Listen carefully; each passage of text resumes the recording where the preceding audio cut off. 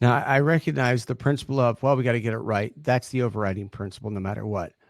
But NFL officiating, football officiating is defined by subjectivity because of the nature of holding calls Mhm. and interference calls. I mean, give me a break. And honest to God, I mean, think about it.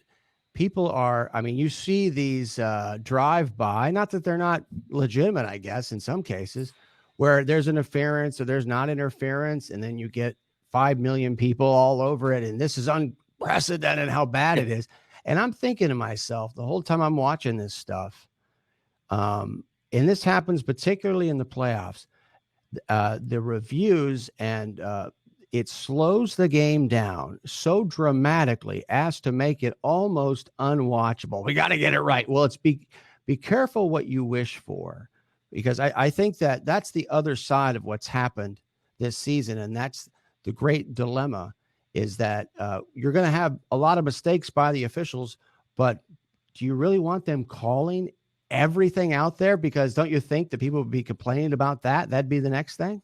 Yeah, and I think that that was certainly taken into account, and I think that's part of the reason that we have the situation Yeah, that we do that's now. Is exactly what it is. and that there were a large faction of owners that were like, hey, remember 2 years ago when our ratings dropped, and it wasn't just politics. We were asking people. There was fatigue, and there was that the games are too long now, and I don't feel like sitting through them, and so we're really going to make these longer. And there was a genuine concern there, and that's why I think that I'm surprised that there is not a bigger push for sort of a sky judge system. I understand sort of some of the pitfalls of that you're going to need more well-trained officials to be able to utilize this. But, we watched the Alliance of American Football do it for 9 weeks in a trial run, and I think it works. It speeds everything up. It adds an accountability to the process. We're allowed to, we can see their thought process there. They're seeing the same thing that we're seeing. They have that crystal clear vision.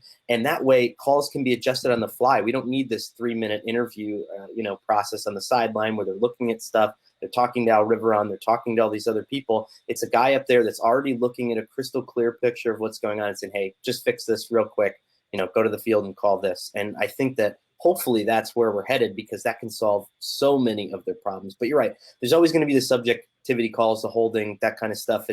That's part of the game, and I think that's what makes it still a little bit interesting. But this will at least take away some of the discussions we've had about the decline of officiating, the bottoming out of officiating, whatever you want to call it.